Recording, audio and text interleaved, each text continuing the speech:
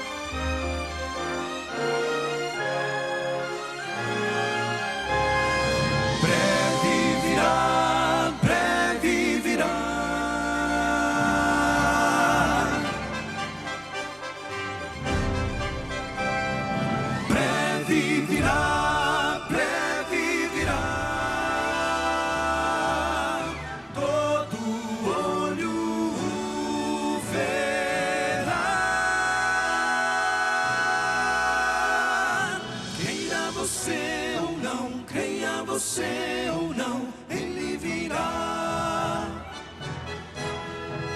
A profecia diz, a palavra diz que ele virá. Esta é a voz da profecia, uma mensagem de fé e esperança que anuncia a volta do Senhor. Porque a nossa salvação está agora, mais perto do que quando no princípio cremos. Vai alta a noite e vem chegando o dia. Servos de Deus, a trombeta tocai, breve Jesus voltará. A todo mundo a mensagem levai, breve Jesus voltará.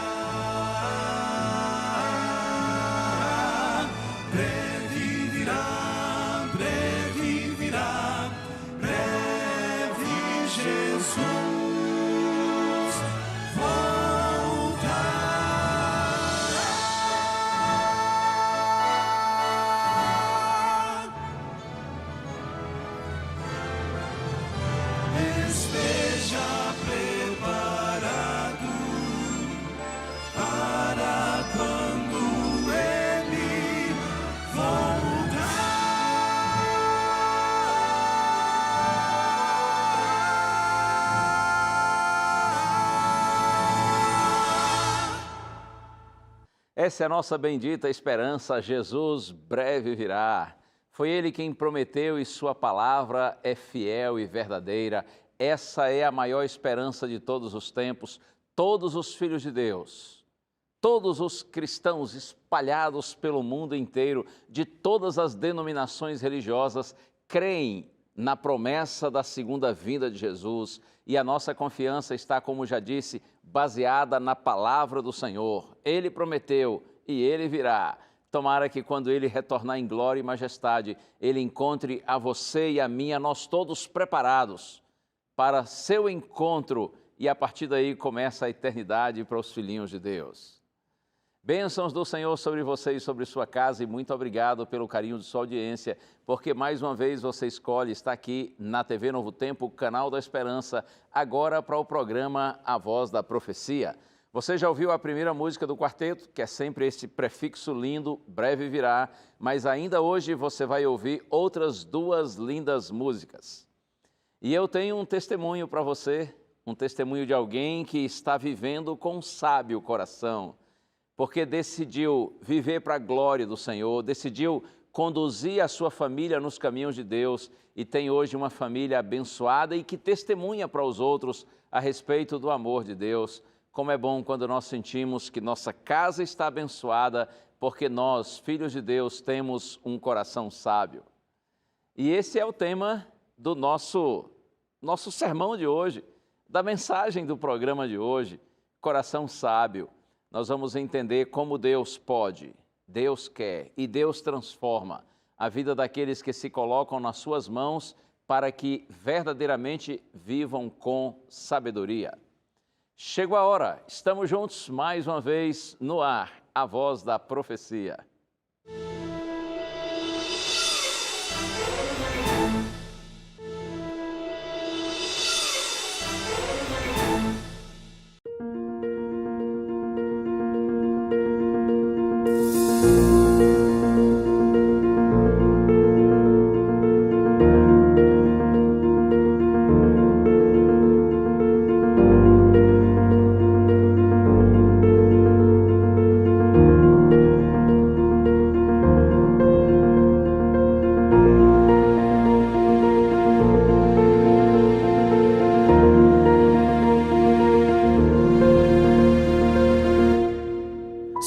perguntar o que é sabedoria, você saberia explicar? Pois bem, sabedoria é o uso correto do conhecimento e usá-lo não apenas para benefício próprio, mas também em prol do outro. Aos olhos do cristão, sabedoria é conhecer bem a Bíblia e saber usá-la. É olhar para a vida com os olhos de Deus. A sabedoria nos dá a condição de fazer as escolhas certas. Gilberto Mack nos conta quais foram suas escolhas ao longo da vida. Eu era católico praticante e com 12 anos de idade, um domingo de manhã, o padre fez uma pergunta e aquela pergunta era para mudar a minha vida. A pergunta dele foi a seguinte: quem gostaria de conhecer a Bíblia aqui como realmente ela é, a verdade? E ele falou assim: olha, eu não tenho condições de lhe dar essas verdades, mas vai no bazar do seu Natal e compra Bíblias, porque chegou bastante Bíblia da Edições Paulinas lá. Eram umas Bíblias grandes, pesadas. Cheguei em casa, falei com a minha mãe prontamente comprou a Bíblia para mim. Quando o padre falou para mim comprar a Bíblia, eu fiquei encantado, porque eu falei: Bíblia, eu vou ter uma Bíblia, será que eu vou conseguir ter uma Bíblia? Eu nem sabia o que era a Bíblia. Na verdade, eu nem sabia que era uma Bíblia. Eu já tinha 12, 13 anos, não sabia que era uma Bíblia. Quando a minha mãe comprou a Bíblia, para mim aquilo era um tesouro. E eu comecei a estudar a Bíblia, gostando das histórias de José, aí, dos irmãos dele, Jacó e tal. Mas quando chegou no Êxodo 20 não teve jeito, né? Eu me impactei com o sábado e não teve mais jeito. Ao correr atrás, né, do que ele falou, foi algo maravilhoso, né? Porque não teve jeito, né? A minha vida ia mudar daí para sempre, né? Nunca mais ia ser o mesmo, né? Escolher, uma ação tão presente em nossa vida e de tanta importância, mas que muitas vezes passa despercebida em nossa consciência. Ao acordarmos, escolhemos a roupa que vamos vestir, o caminho que usaremos até chegarmos ao trabalho, escolhemos nossos amigos que queremos por perto. Essas decisões vão determinando o nosso caminho. Gilberto escolheu seguir a Deus, mas também crê e afirma que Deus o escolheu. A Igreja Adventista surgiu na minha vida em Arthur Alvim, dentro do meu trabalho. Eu estava trabalhando e houve uma discussão sobre religião, se era batizado, se não era. Eu falei que eu era, e os amigos falaram: você não é batizado? Aquele batismo de criança não tem validade na Bíblia. Eu falei: mas como assim? Você é crente? Eu falei: nós somos crentes, nossos pais é adventista. Eu falei: adventista? O que adventista faz? Adventista guarda o sábado. Aí tocou na minha mente o que eu havia estudado lá no passado. Aí eu peguei minha Bíblia de novo. Como eu não entendia nada, eu peguei a minha Bíblia e guardei. E comecei a estudar a Bíblia novamente. E passado aí mais alguns anos, agora eu já estava prestes a me casar, uma vontade imensa de ir para a igreja. Isso no meu coração, né? Todo ano o meu patrão me enrolava: ano que vem nós vai para a igreja, ano que vem nós vai para a igreja, você vai comigo. Me enrolando. E com 26 anos de idade eu me casei. E com 27 para 28 eu já estava batizado. A minha esposa aceitou também, batizamos junto. Deus abençoou a vida da gente, Deus colocou na nossa vida 2 filhos muito bacanas. É o Marcos e o Eduardo. São pessoas assim que é a maior riqueza que Deus me deu. Depois da minha esposa, é claro, né? E depois de Deus também, claro. Primeiro Deus, né? Primeiro Deus. A maior riqueza da minha vida, na verdade, é Deus, né? Quando estamos sendo provados, precisamos de discernimento, de sabedoria. A vida nos traz provas, é claro, ninguém fica livre disso. Mas viver de maneira sábia nos dá a condição de sabermos escolher o melhor e não desperdiçarmos as oportunidades que Deus nos dá. Eu creio que foi Deus. Tudo isso aconteceu porque Deus tinha um plano na minha vida e eu tenho certeza que é isso mesmo, foi Deus mesmo. Pelo que aconteceu daquele tempo para cá, meus filhos, minha esposa, o que eu já vivi na igreja, entre altos e baixos. Hoje eu me sinto muito bem, hoje eu estou muito feliz com Deus, né? Estou sendo uma pessoa bem criativa na igreja, coisa que eu imaginava que eu havia perdido pelos problemas que eu passei, mas Deus me reabilitou novamente, eu estou muito contente com Deus. Agir e viver com sabedoria para muitos é um sonho. Sabedoria talvez seja aceitar e compreender o mundo, sabendo diferenciar o que é e o que não é possível mudar. Viver exige um esforço na busca pelo equilíbrio.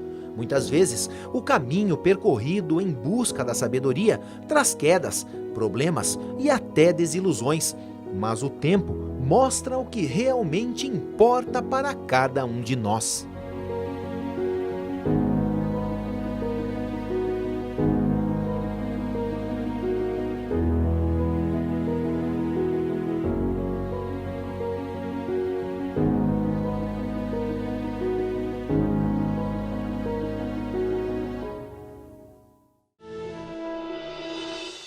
Muito bem, Gilberto, muito obrigado, amigo, por compartilhar conosco o seu testemunho. Um abraço para você, para toda a sua família, para o pessoal aí de Guararema, São Paulo. E olha aqui um detalhe, o Eduardo, que é o filho mais novo do Gilberto, ele foi o primeiro vencedor da primeira temporada do programa Bom de Bíblia aqui da TV Novo Tempo. Bom sinal, não é? Bom sinal de que esses filhos têm realmente sido orientados, estão crescendo nos temores de Deus, nos caminhos de Deus, buscando e estudando sempre a palavra do Senhor. E por falar em estudar a palavra do Senhor, olha aqui o presente que eu tenho para você. O DVD Paulo, o Mensageiro da Cruz. Como sempre tenho dito, esse material foi preparado por nós, aqui na TV Novo Tempo, a equipe da Escola Bíblica. Nós preparamos esse material com muito carinho para ser uma luz e uma bênção de Deus na sua vida.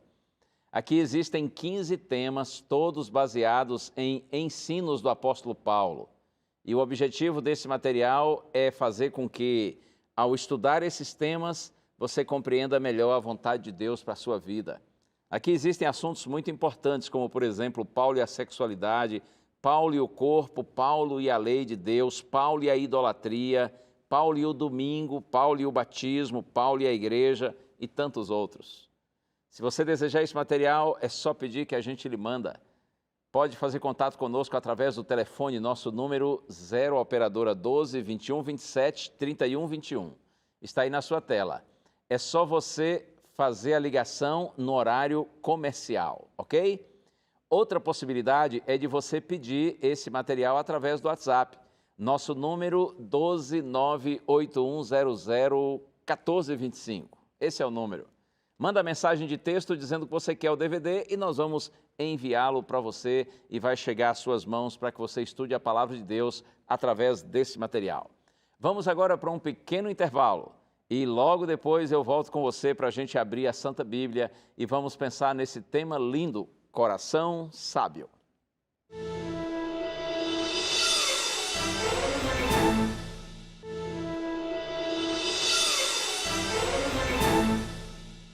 Chegou a hora de abrirmos a palavra de Deus aqui no seu programa A Voz da Profecia.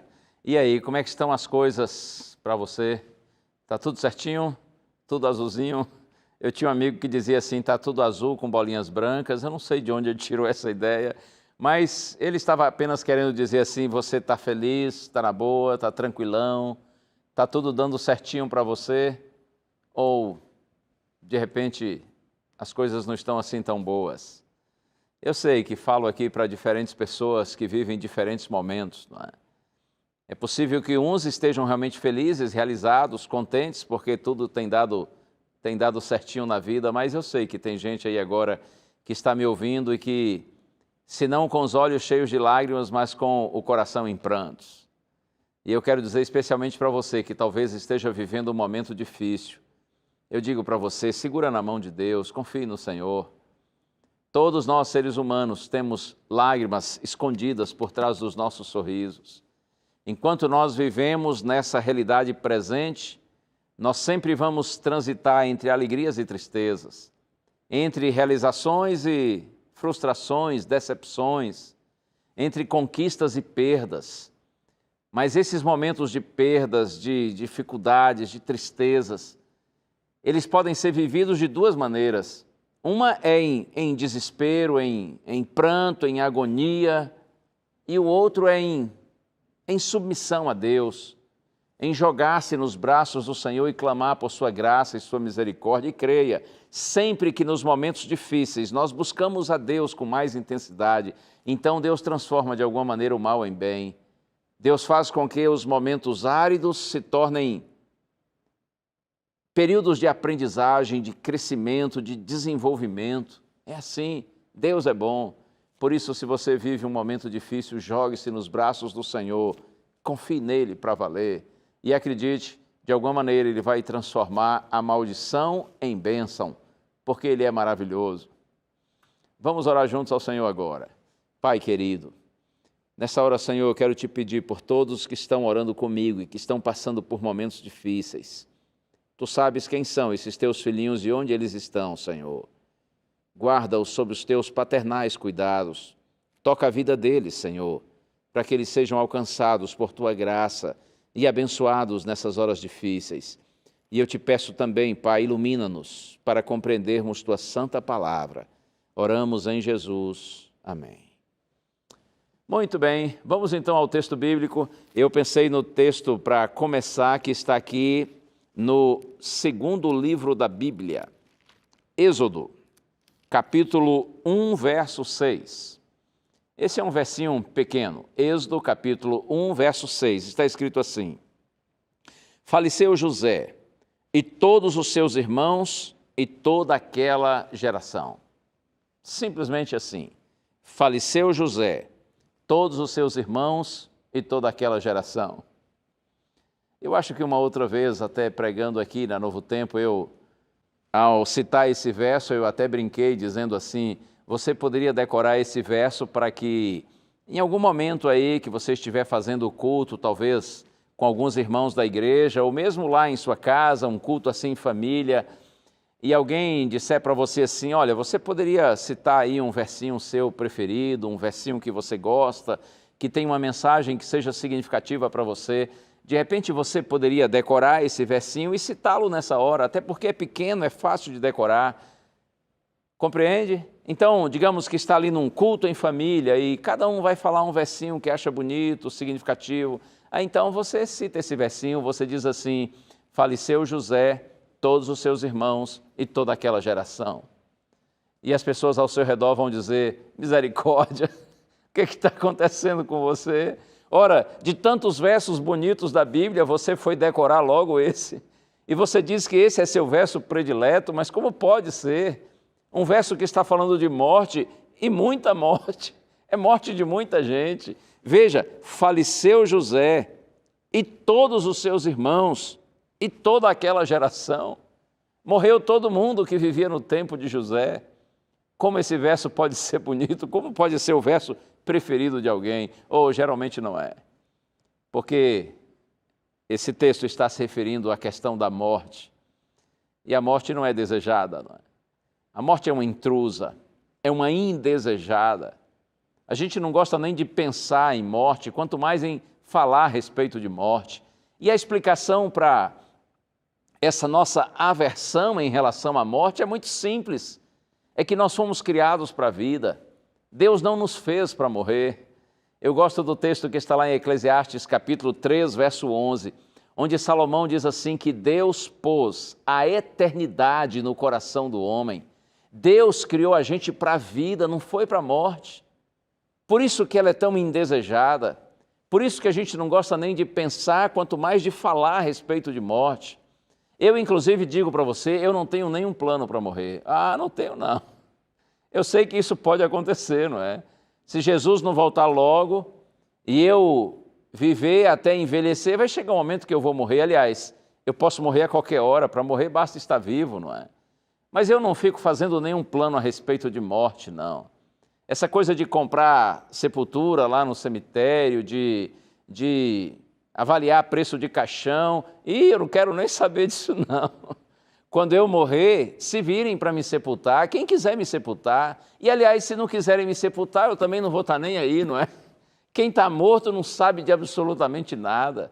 Eu não faço nenhum plano para morrer, mas eu sei que se Jesus não voltar logo, isso inevitavelmente vai acontecer. Mas não gosto de ficar pensando nisso e nem de falando sobre isso. E eu sei que tem gente já incomodada aí porque eu estou falando de morte. Mas, eu preciso falar um pouquinho mais. Não se assuste, não. Não mude de canal, não desligue a TV, mas também não precisa se desesperar. Mas eu vou lhe falar um pouquinho mais a respeito desse assunto. José foi um homem muito fiel a Deus. Ele viveu 110 anos. Teve muitos irmãos, era uma família grande. Até porque o pai de José tinha 4 esposas. Mas o texto bíblico diz que apesar de José ter vivido 110 anos, uma vida longa em relação à nossa, e ter tido muitos irmãos, um dia José morreu, morreram todos os seus irmãos e, conforme diz o texto bíblico, morreu toda aquela geração. Significa dizer que todo mundo morre. Inclusive, você também um dia vai morrer. Essa é só uma questão de tempo e talvez menos tempo do que você imagina. Uau! E aí? Assustou? Sabe que uma vez eu estava falando sobre esse assunto aqui numa igreja, era uma igreja pequena, e eu falei assim com uma ênfase bem forte, talvez mais forte do que agora, e acho que eu fiz assim um drama muito grande. Quando eu disse assim, todo mundo morre, você também vai morrer, é só uma questão de tempo, talvez seja menos tempo do que você espera. E quando eu estava falando assim com muita força, um homem se levantou no meio da igreja e ele disse assim, pastor, o senhor também vai morrer, viu? O senhor também vai morrer. E eu disse, eu sei que eu vou morrer, mas eu falei desse jeito para lhe provocar, para lhe fazer pensar, e eu estou vendo que deu certo. Deu certo. A gente não gosta de pensar nesse assunto que a gente vai morrer, não é? Mas se Jesus não voltar logo, nós todos morreremos. Pense comigo, se daqui 100 anos Cristo não tiver voltado ainda, se daqui 100 anos Deus não tiver ainda colocado a mão na história desse velho mundo e definido as coisas, você me dirá, pastor, você acha que vai demorar tanto assim para Jesus voltar? Honestamente, não penso que vai demorar tanto assim. A minha esperança é que Cristo venha ainda nos meus dias. Eu tenho crido na iminência da segunda vinda de Jesus, desde que sou um garoto de 11 anos de idade.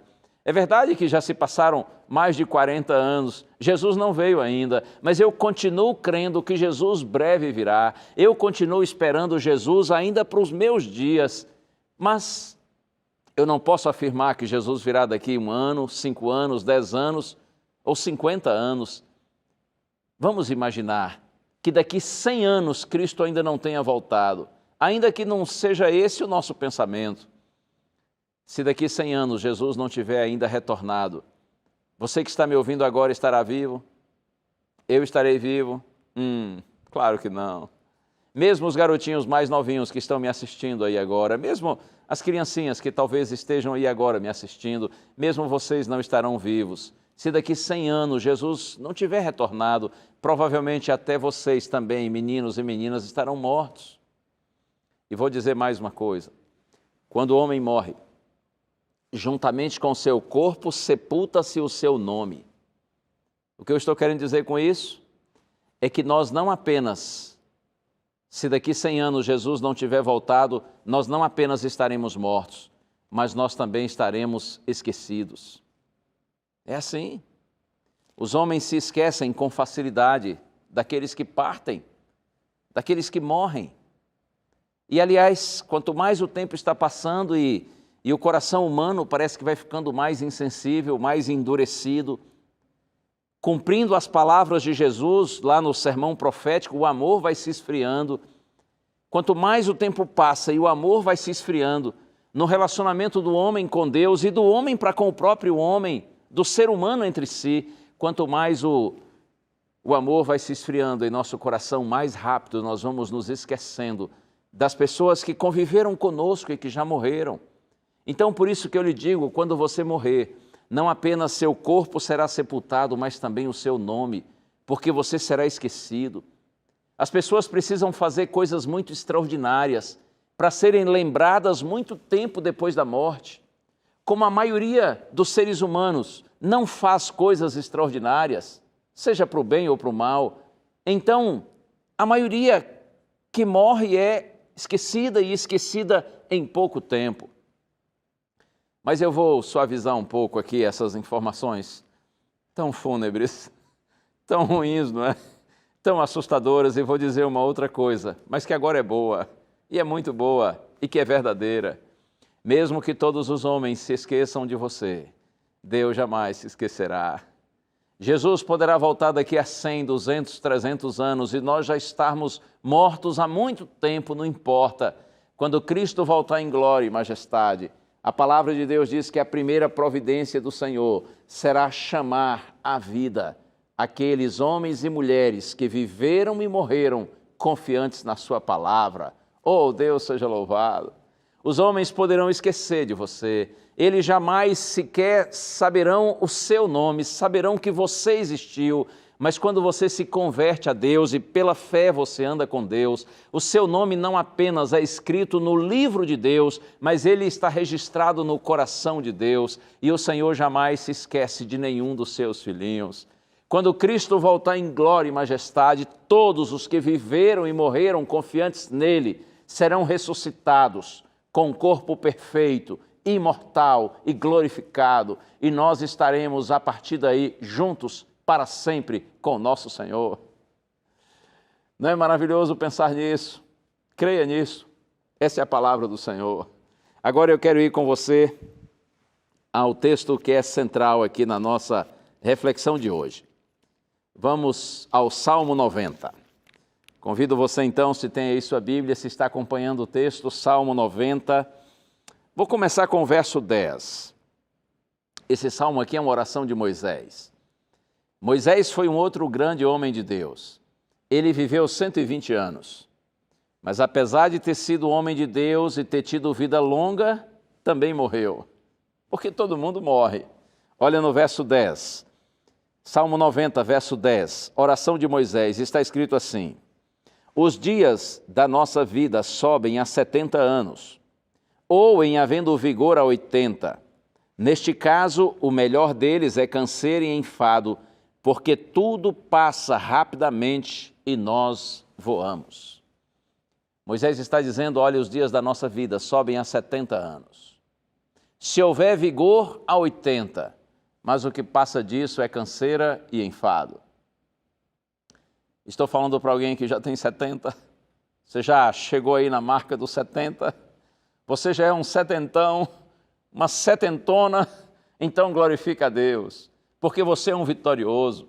Você está tendo uma vida longa, os dias da nossa vida, diz Moisés, sobem a 70 anos, mas nem todos conseguem subir aos 70.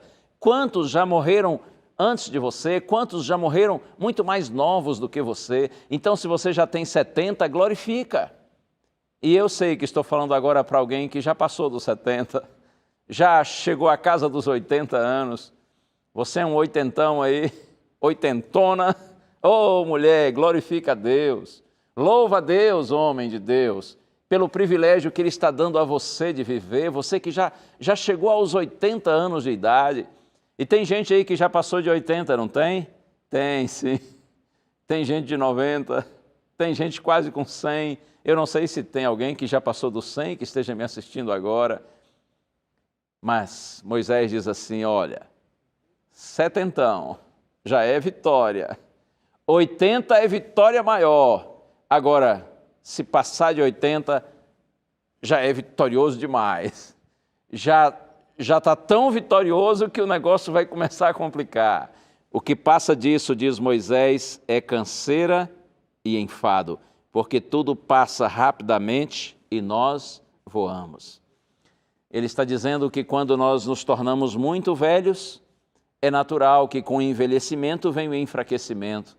Então a gente passa a sofrer os problemas decorrentes de uma idade muito avançada. E ele diz, tudo passa rapidamente e nós voamos.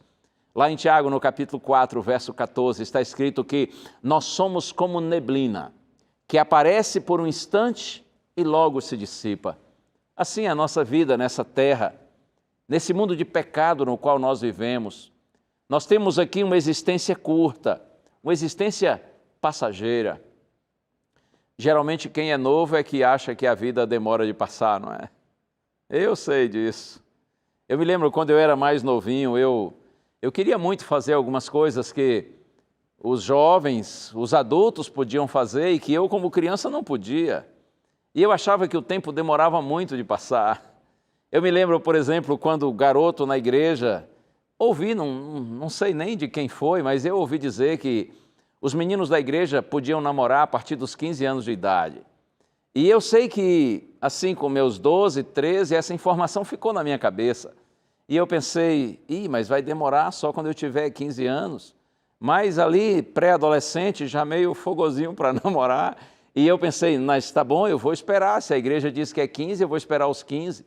E aí, quando cheguei aos 15 anos, eu pensei, agora é a hora, agora é para valer. Eu pensei, as meninas já podem formar fila aí, porque eu já vou começar a fazer a seleção. Só que um dia, olha só essa, eu havia completado meus 15 anos e um dia eu estava lá na igreja, num culto jovem, e um senhor da igreja, um homem de Deus, muito consagrado, ele era um ancião da igreja, irmão Isaurino Borges. Ele já faleceu, ele já descansou no Senhor. Irmão Isaurino era um homem, assim, pelo qual eu e todos os jovens da igreja e todos os irmãos da igreja, nós tínhamos um profundo respeito por ser um homem de Deus, um homem simples, porém muito estudioso, muito culto. Ele não tinha formação de pastor, mas tinha coração e conhecimento e experiência de pastor. Irmão Isaurino, muito amado. E um dia eu estava lá na igreja no culto jovem, eu me lembro que o irmão Isaurino se aproximou de mim e me disse assim: Gilson, você está com 15 anos, não é? Eu disse: sim, irmão Isaurino, eu estou com 15 anos. Ele disse: eu vou lhe dar um conselho. E eu pensei que o conselho dele tinha alguma coisa a ver com ser pastor, com o ministério, porque eu já havia dito que eu sentia o desejo de ser um pastor no futuro. Ele disse assim: Gilson, eu vou lhe dar um conselho. E foi direto ao ponto e disse assim: deixa para você namorar quando você estiver com 18 anos. Assim você já terá começado a faculdade de teologia e você estará pronto para namorar, ok? Assim vai ser melhor para você. E eu me lembro que ele deu assim um tapinha no meu ombro e saiu. E eu fiquei olhando ele indo e me deu uma tristeza no coração, porque eu estava tão animado para namorar, não é? E ele saiu e falou assim com carinho e com autoridade, saiu, e eu pensei: Senhor, teu servo hoje não falou por ti. Essa mensagem não foi do Senhor. Essa não foi uma revelação do Senhor. Mas, bom, eu resolvi atender o conselho do irmão Isaurino. Aqueles 3 anos pareceram uma eternidade. Eu não vi a hora de chegar aos 18, mas demorou muito de passar. Bom, mas quando chegou aos 18, realmente eu tive a minha primeira namorada. Geralmente é assim. Quando a gente é novinho, a gente acha que o tempo demora muito de passar. Mas depois que você chega aos 30, 40, no meu caso, 50, aí você percebe que a vida passa, e passa muito rápido. E olha aqui uma coisa importante: essa vida, apesar de curta e de incerta, ela tem um grande valor. Sabe por quê? Porque é durante essa existência que o nosso destino eterno é selado, é definido. Deus dá a você e a mim esse período de vida, que para alguns pode durar apenas 20 anos, para outros 30, para outros 50, para outros 80, talvez até 100 anos. Mas a verdade é que Deus dá esse período de vida para que nós definamos nosso destino eterno. Essa vida é curta, ela é incerta, ela é passageira, mas ela é extremamente significativa. Lembre-se disso, porque o nosso destino eterno é definido aqui e agora, com base em nossas escolhas, nossas decisões, nossas prioridades. E o texto principal está aqui no Salmo 90, verso 12. Olha aqui, Salmo 90, verso 12. É o centro da oração de Moisés. Ele diz assim: ensina-nos a contar os nossos dias para que alcancemos coração sábio. Como eu disse, aqui está o centro da oração. Moisés diz assim: Senhor, ensina-nos a contar os nossos dias para que nós tenhamos um coração sábio. Será que Moisés não sabia contar? Claro que sabia. Moisés era um homem extremamente culto. Por que ele diz assim: Senhor, ensina-nos a contar os nossos dias? Na verdade, essa expressão de Moisés significa apenas assim: Senhor, me ajude a entender que a vida é curta, é passageira. Me ajuda a compreender, Senhor, que eu sou mortal, que eu sou finito. Eu não sou imortal, não sou infinito. Eu não sou imbatível, não sou indestrutível. Me ajuda, Senhor, a ter consciência da minha finitude. Me ajuda a entender que eu sou mortal. Mas para que entender isso? Para viver apavorado? Para viver assustado? Com medo da morte que pode chegar a qualquer hora? Não, nada disso. Ensina-nos a contar os nossos dias, disse Moisés, para que alcancemos coração sábio. É compreender que a vida é curta para saber vivê-la da melhor maneira, vivê-la com sabedoria. Porque olha aqui uma coisa, tem muita gente por aí que pensa que está desfrutando a vida, está aproveitando a vida, curtindo a vida, quando na verdade muitas vezes está desperdiçando a própria vida. está antecipando a morte pelas escolhas que faz, pelos caminhos por onde anda, pelas decisões que toma. O pedido de Moisés é para que Deus nos ajude a compreender que a vida passa rápido, para que a gente possa viver essa curta existência da melhor maneira, com sabedoria. Porque, como já disse, durante essa existência, nosso destino eterno está sendo selado, está sendo definido. Lá em Provérbios capítulo 9, verso 10, está escrito assim: o temor do Senhor é o princípio da sabedoria. Ei, para ter um coração sábio, a gente precisa ter temor a Deus. E veja que esse temor a Deus aqui, por favor, não pense que é ter medo de Deus. Não. O temor a Deus sobre o qual Salomão aqui está falando é no sentido de reconhecer que Deus é Deus. É colocar Deus no seu devido lugar, que é o primeiro lugar em nossa vida. O temor do Senhor é o princípio da sabedoria, no sentido de que quando você se encontra com Deus, durante essa sua curta existência, então você começa a andar pelos caminhos da sabedoria. Você começa a ter discernimento, capacidade de compreender a sua própria existência, compreender quem você é, de onde você veio, onde você está, para onde você vai. Quando você tem temor a Deus, quando você reconhece que Deus é Deus e você o coloca na sua vida, então você compreende sua origem, você compreende o sentido da vida no presente e você olha para o futuro com esperança, porque você descobre no temor do Senhor que há um destino glorioso para aqueles que confiam em Deus. O temor do Senhor é o princípio da sabedoria. Quer ver outro texto lindo? Eu tenho muito carinho por essas palavras. Jeremias, capítulo 9, versos 23 e 24. O profeta Jeremias diz: assim diz o Senhor, não se glorie o sábio na sua sabedoria, não se glorie o forte na sua força, não se glorie o rico nas suas riquezas, mas o que gloriar-se, glorie-se nisso, diz o Senhor, em me conhecer e saber que eu sou Deus. E faço juízo, justiça e misericórdia na terra, porque dessas coisas me agrado, diz o Senhor. Ei, não se glorie o sábio na sua sabedoria. Você está tendo muita sabedoria, você tem tido a oportunidade de ter muito conhecimento, está se desenvolvendo intelectualmente, academicamente. Você tem tido a oportunidade, está aproveitando as oportunidades que você tem encontrado na vida para estudar. E você já concluiu aí a escola básica, você já fez o curso superior, quem sabe você já fez alguma pós-graduação, ou mestrado, ou doutorado. Quem sabe eu esteja falando agora para alguém que tenha pós-doutorado. Você está academicamente, intelectualmente muito desenvolvido e cada vez você tem crescido mais nesse sentido. Isso é ótimo, parabéns. Use todo esse conhecimento que você tem tido para abençoar as pessoas, para de alguma maneira tornar a vida das pessoas que estão ao seu redor mais fácil, melhor, mais confortável, mais saudável. Enfim, use tudo isso que você tem tido a oportunidade de obter, de saber, para o bem dos outros. E é claro, para o seu próprio bem. Mas olha aqui uma coisa, não se glorie o sábio na sua sabedoria. Em outras palavras, não fique se achando, porque você tem tido muito conhecimento, porque você está intelectualmente muito desenvolvido. Até porque quem vive de maneira assim, orgulhosa, arrogante, usando um termo assim mais comum e popular, quem vive com o nariz empinado, entendeu, né? Assim se achando, na verdade se revela uma pessoa imatura. Arrogância é um indicativo claro de imaturidade. As pessoas arrogantes, elas vivem como se o mundo girasse em torno do umbigo delas. Isso é uma grande tolice. Isso é viver fora da realidade.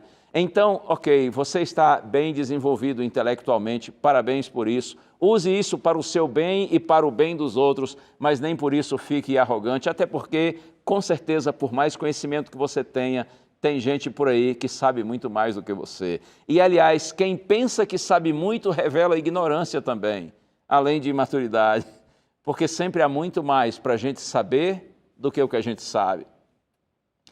E o profeta diz assim, e aquele que é forte também não se glorie na sua força. Está fortão aí? Hã? Como é que você está? Você, quem sabe, está no auge de sua juventude e você tem ido à academia, tem malhado bastante e você está musculoso, saradão, daquele tipo assim que usa aquelas camisetas apertadinhas, camiseta regata e anda com os braços assim meio abertos, barriga de tanquinho, tá assim, é?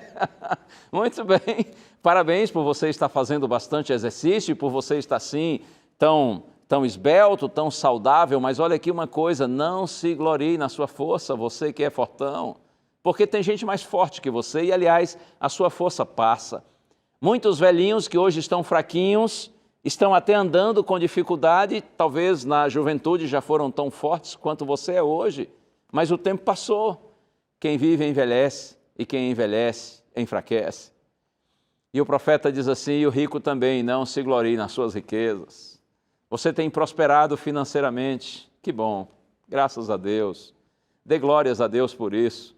E parabéns, porque certamente você tem se esforçado, você tem trabalhado para isso. Se a sua prosperidade financeira é fruto de trabalho honesto, e se você tem usado esses recursos para o seu conforto e o conforto de sua família, se você tem compartilhado essas bênçãos materiais com pessoas necessitadas que estão ao seu redor, se você tem sido fiel a Deus e inclusive patrocinado a obra de Deus, a pregação do Evangelho com seus recursos, ei, está tudo bem. Você não precisa ficar com nenhum sentimento de culpa porque você está enriquecendo. Aproveite a riqueza, desfrute a riqueza. Dentro desses conceitos e desses cuidados todos de fidelidade a Deus, de ajudar os outros a partir da sua própria família e todos os necessitados que você puder ajudar. Mas olha aqui uma coisa, não se glorie o rico nas suas riquezas. Não faça das suas riquezas a razão da sua vida. Porque as riquezas passam, de uma hora para outra a gente pode perder tudo, quantos já perderam tudo que tinham e hoje não tem mais praticamente nada em termos de riqueza material. E além do mais, por mais que a gente tenha muitas coisas, as coisas satisfazem, mas de uma forma rasa, superficial. As coisas, os bens materiais, eles não satisfazem a sede da alma, a necessidade interior do nosso ser. Se fosse assim, todas as pessoas financeiramente ricas seriam felizes e a gente sabe que nem todas são.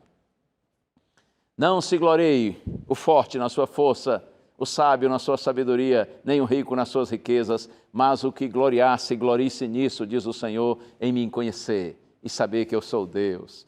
E eu faço juízo, justiça e misericórdia na terra, porque destas coisas me agrado, diz o Senhor. Oh, sim. A justiça e a misericórdia são a base do reino de Deus, do trono de Deus e também do próprio caráter de Deus. E quando você conhece a Deus pela fé, então essas características de Deus, de alguma maneira, elas são transferidas para você. Claro que você e eu nunca seremos como Deus, mas a gente fica nós ficamos um pouquinho parecidos com Ele. E Deus coloca justiça e misericórdia em nosso coração. E quando a gente tem justiça e misericórdia na vida, nós obtemos um coração sábio. Deus te abençoe. Deus abençoe você e toda a sua família, toda a sua casa, para que vocês todos tenham um coração sábio, para que vocês todos tenham sabedoria para viver, porque é nesse encontro com Deus que a gente encontra o verdadeiro sentido da vida. Chegou a hora da gente ouvir música aqui no programa A Voz da Profecia. E os meus amigos do Quarteto Arautos do Rei já estão preparados para cantar Se Ele Não For o Primeiro. Esse é um dos clássicos dos Arautos do Rei. Ouça essa música, preste atenção nessa mensagem e deixe Deus agora, através da música, falar ao seu coração.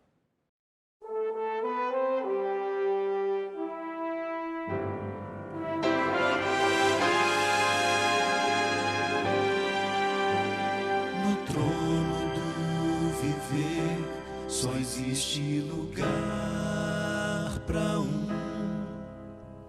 lugar de quem governa todo o ser. No trono do viver só pode haver um Senhor. Se forem dois, um será amado e outro rejeitado.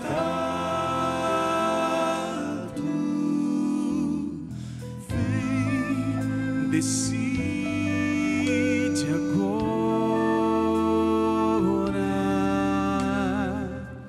quem vai ocupar seu coração.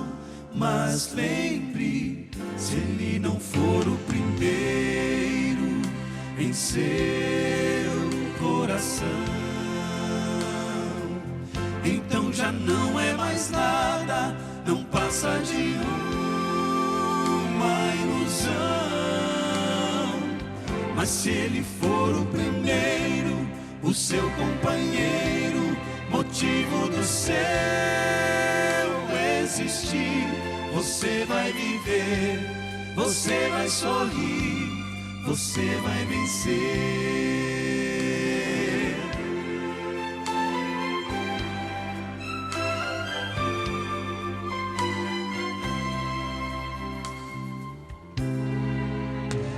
Um novo dia vai nascer pra você e pra mim.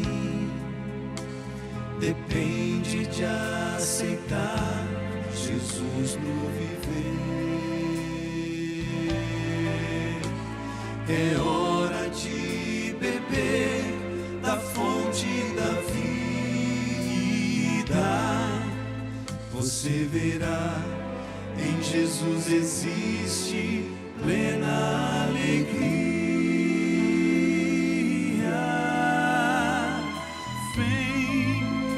Decide agora quem vai ocupar seu coração. Mas lembre, se ele não for o primeiro em seu coração, então já não é mais nada, não passa de uma ilusão. Mas se ele for o primeiro, o seu companheiro, motivo do seu existir, você vai viver, você vai sorrir, você vai vencer. Não há batalha perdida com Cristo.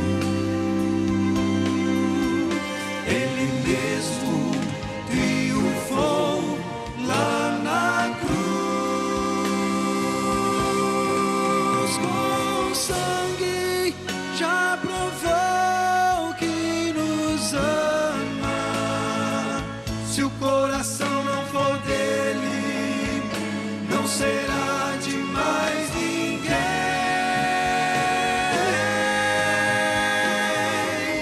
Se ele não for o primeiro em seu coração, então já não é mais nada, não passa de uma ilusão. Mas se ele for o primeiro, o seu companheiro, motivo do seu existir, você vai viver, você vai sorrir, você vai vencer. Você vai viver, você vai sorrir, vai vencer.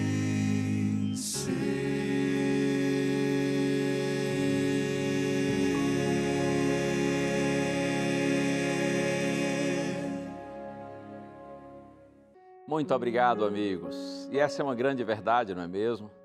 Se Jesus não for o primeiro em nossa vida, então não é mais nada. Não passa de uma ilusão, uma mera ilusão. Mas quando Jesus é o primeiro, quando Jesus é nosso companheiro do dia a dia, quando pela fé nós vivemos com Cristo, então nós vencemos, porque a vitória de Cristo torna-se a nossa vitória. Mas para isso a gente precisa ter um coração sábio. Para isso nós precisamos buscar a Deus todos os dias e colocar Deus como prioridade em nossa existência. Você se lembra quando Jesus fazia o Sermão do Monte? Mateus capítulo 6.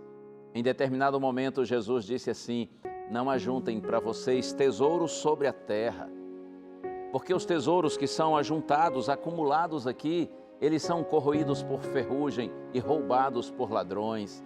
E Jesus prosseguiu dizendo assim: ajuntem para vocês tesouros nos céus, porque os tesouros que estão no céu, eles não são corroídos por ferrugem, eles não são roubados por ladrões. E Jesus concluiu o raciocínio dizendo assim: porque onde estiver o teu tesouro, aí estará também o teu coração. A verdade é que os nossos tesouros guiam o nosso coração, eles controlam e conduzem a nossa vida. Qual é o seu tesouro maior? Qual é a razão da sua existência? Você está se firmando em coisas, em pessoas? Cuidado. As coisas passam, as pessoas também passam. As coisas todas, diz a Bíblia, que há nesse mundo serão destruídas, serão queimadas pelo fogo. Há poucos dias falamos sobre isso aqui no programa, não é?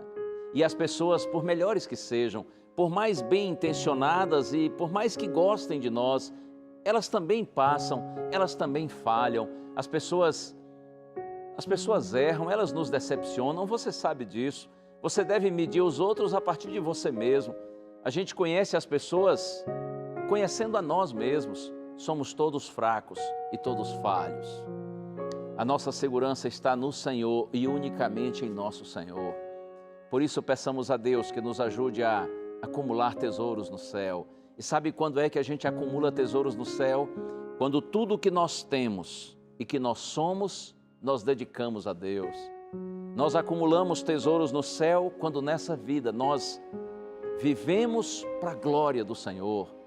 Nós colocamos Deus em seu devido lugar, que é o primeiro lugar. Aí a gente passa a ter um coração sábio. Aí a gente aproveita verdadeiramente essa curta existência. E aqui, o nosso destino eterno é selado para sempre com Deus. Oh, tomara que o Senhor abençoe você e toda a sua família. Deus tenha compaixão de todos nós e nos dê um coração sábio, para que nós não nos confundamos, não nos atrapalhemos nesse mundo de tantas sutilezas, de tantas artimanhas, de tantos engodos. Que a nossa esperança e a nossa confiança estejam no Senhor, para que assim a gente viva com propósito, tendo um coração sábio. Vamos orar? Pai querido, maravilhoso Deus, nesta hora, Senhor, eu te peço, por mim e por todos que oram comigo, para que o Senhor tenha compaixão de nós e nos ajude, a fim de que nós aproveitemos essa vida com sabedoria, vivendo de maneira digna, sendo bênção para os nossos semelhantes. E quando a eternidade começar para os teus filhos, que estejamos todos lá e alcancemos essa vida imortal e feliz em tua presença. Oramos agradecidos em Jesus, nosso Salvador. Amém. Amém e amém. Bênçãos de Deus para você e sua família. E assim nós chegamos ao final de mais um programa A Voz da Profecia, agradecendo pelo carinho de sua audiência. E se o Senhor permitir, a gente se vê na próxima semana. Fica com Deus. Um abraço. Tchau.